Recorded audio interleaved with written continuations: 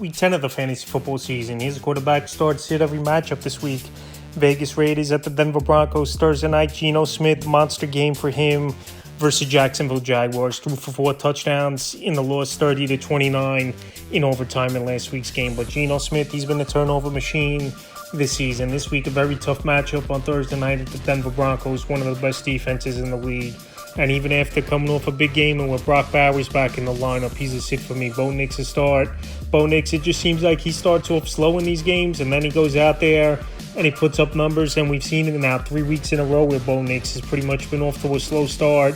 And then second half of these games, he finds a way to put points on the board and then win it for the Broncos. So this week with a great matchup versus a bad Vegas Raider defense, he's a start.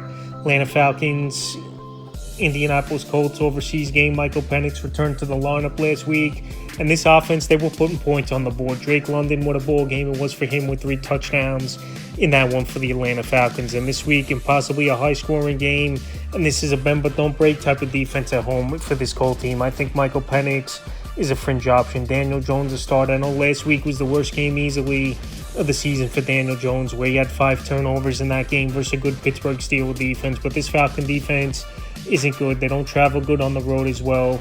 And Daniel Jones, even with the 5 turnovers, he still went out there and had a respectable ball game in terms of fantasy numbers, where he threw over 300 yards. He had 2 touchdowns in that game. So this week versus the Falcons, I think he keeps the turnovers down. He's a start. Cleveland Browns at the New York Jets. Obviously, it's a quarterback matchup. I don't want any part of Dylan Gabriel.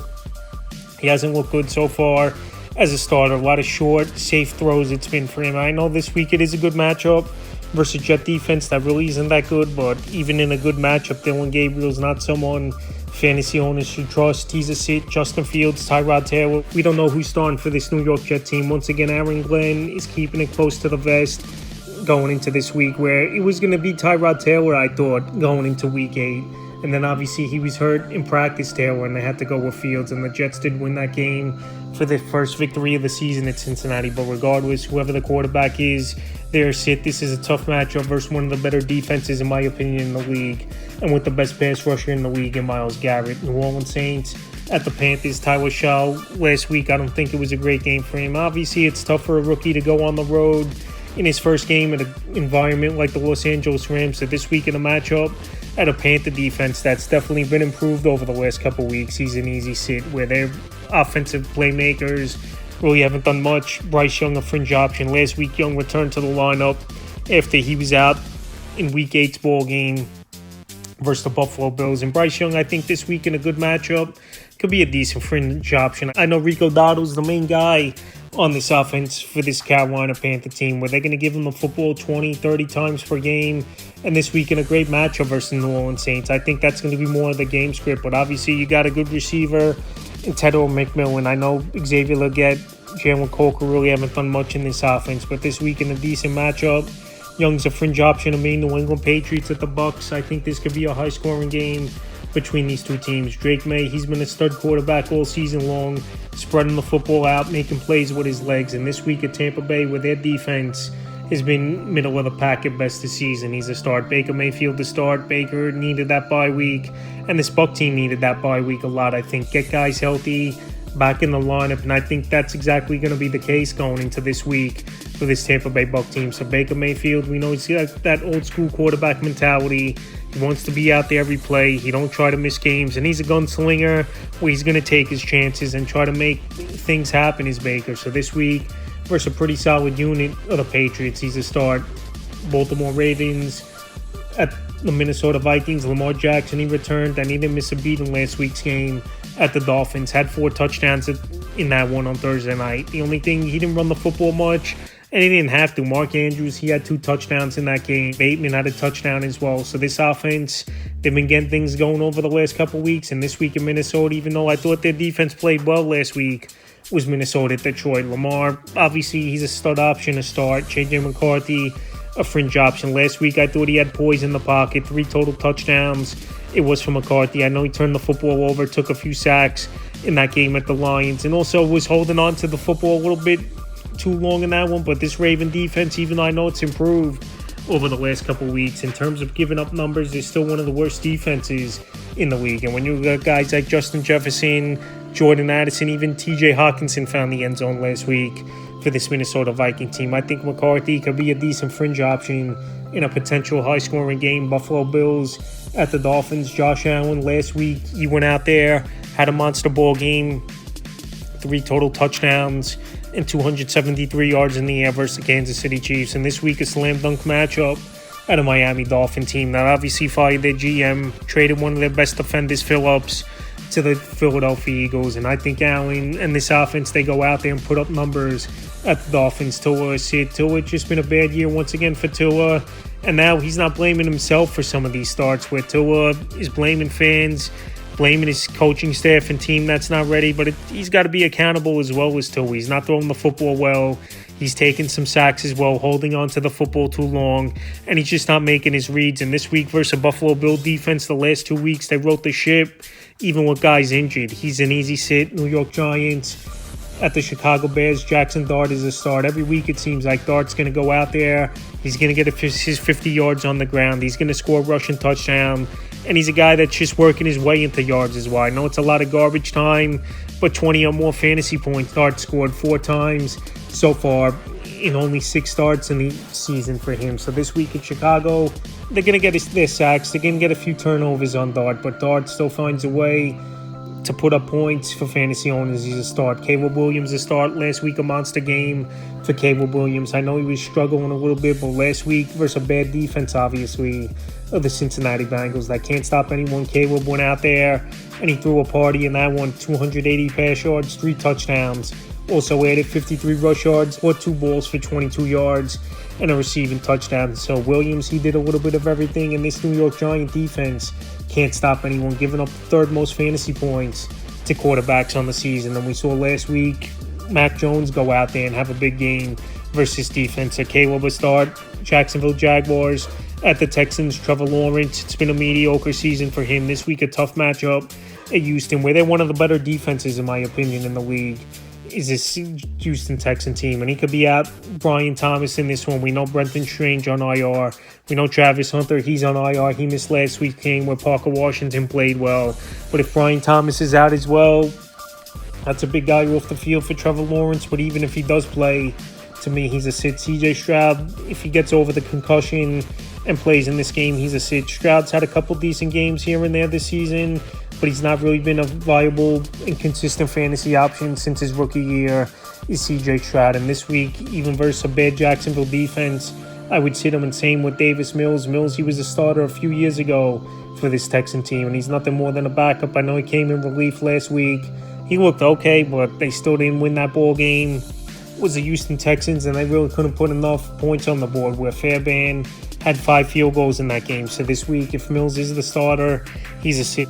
Arizona Cardinals at the Seattle Seahawks. Kyler Murray, he's missed a few games now with the foot injury. And to be honest, this offense is operated better with Jacoby Brissett on the center. More of a traditional offense, quick passes down the field, and playmakers like Marvin Harrison and Trey McBride have been going out there making plays. Like Kyler Murray, it's been a down year for him. I know for fantasy football, he has that rushing upside, obviously, is Kyler Murray. But Seattle, their defense has been great this season, and we saw the damage they did on Sunday Night Football last week at the Commanders. If Murray does come back from the foot injury, he's a sit. Jacoby Brissett, a sit as well. And situational matchups, like the matchup at the Dallas Cowboys, he's a quarterback that could go out there and make plays. But in terms versus a good defense, and to do it 2 weeks in a row for the veteran journeyman in Jacoby Brissett, I just don't see it. So no doubt about it, this offense is playing better. He's playing pretty good as Jacoby Brissett over the last few weeks, but he's a sit if he even starts in this game. And Sam Darnold to start. This offense is locked in. They're making big plays. Seahawks, one of the better teams in the NFC right now. And when you got a wide receiver like Jackson Smith-Njigba and good role players around them, obviously a good backfield of Kenneth Walker, Zach Charbonnet, Bonner at the tight end position that can make some plays in the red zone, and even Cooper Kupp at times, and Torrey Horton. It's a pretty decent offense over there in Seattle, and Arizona's defense isn't all that great, even though they did a good job, I thought, last week at the Cowboys in that one of the better offenses in the league. But Sam Darnold this week is a start. Next matchup, Detroit Lions at the Washington Commanders. Jared Goff, last week it was an okay game for Goff. He threw for 2 touchdowns, over 200 yards. Him and Sam Laporta, got things going in that ball game, which was good to see Laporte have a breakout game. And this week at Washington, though, I think Jared Goff in this offense, they're going to have to pick things up a little bit, where they're scoring points, but not to the level like they did over the previous seasons. I don't know if it's that Ben Johnson is gone, where he was a great offensive line and offensive coordinator. Morton right now, he's got some of the same play calling and principles, but this offense was more explosive last season. But this week versus a bad Commander defense that just got torched by Sam Darnold and the Seahawks, he's a starter's Goff. Marcus Mariota, he's going to be the starter for at least a while now, or possibly the rest of the season, where Daniels is out with the dislocated elbow. Mariota, we know he can run the football. We know he's got decent arms. Mariota, a former top pick many seasons ago, second overall in the NFL draft by the Tennessee Titans. It didn't work out there, but he's carved himself out a career as a backup, and a guy could go out there and be a serviceable option where he could run the football, make some plays, throwing it as well. But like I said, even in a decent matchup versus a banged-up Lions secondary, Mariota sit. Los Angeles Rams at the Niners, Matthew Stafford locked in weekly as a start, even if Puka Nacua does miss the game with the chest injury. Matthew Stafford all season long has gone out there and he's put up numbers, and Davante Adams, we know, could step in as that number one wide receiver if Puka Nacua is out. So Matthew Stafford this week in a division matchup at the 49ers, a team that does have a good track record versus him, though he's still a star. Brock Purdy, a good possibility, could return in this game, but Purdy, we haven't seen him for a while now. With Mac Jones, he's played good football as a quarterback, but this week in a matchup versus a good defense of the Rams, and if the Rams get off to a good start, they can make this 49er offense one-dimensional. So like I said, if Purdy does return, he's tough to trust for me as Brock Purdy in this ball game. So this week, I think Brock Purdy, even if he returns as a sitter, Mac Jones has played good football, but for me, he's a little bit too inconsistent. And there's just been a lot of injuries and moving parts in this offense all season long, so he's a sit. Sunday Night Football, Pittsburgh Steelers at the Los Angeles Chargers. Aaron Rodgers, he's a sit for me in this game. Rodgers, he's had a couple good games this season, but week in and week out, it's tough to rely on Rodgers. Obviously, 41 years old. Some games he's going to go out there, put up numbers, and some games it's going to be more of a running game with Jalen Warren, Kenneth Gainwell in the backfield, making things happen, or even a Chris Boswell game where he hits 4 or 5 field goals in a game, which we've seen from him this season. So this week at the Chargers, game on the road where Rodgers has been a better quarterback more weeks than not at home. This week is a sit. Justin Herbert, one of the better quarterbacks in football and fantasy football this season.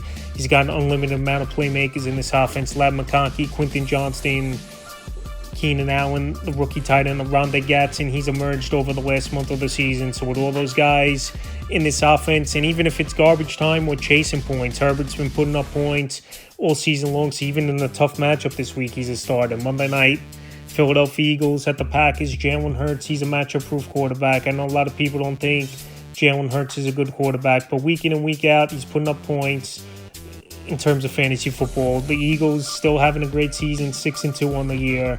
And this week, even in the tougher matchup at a good defense of the Packers, he's a start. And Jordan Love is it. Last week, it was a slam dunk matchup on paper for Jordan Love, but he couldn't get anything going.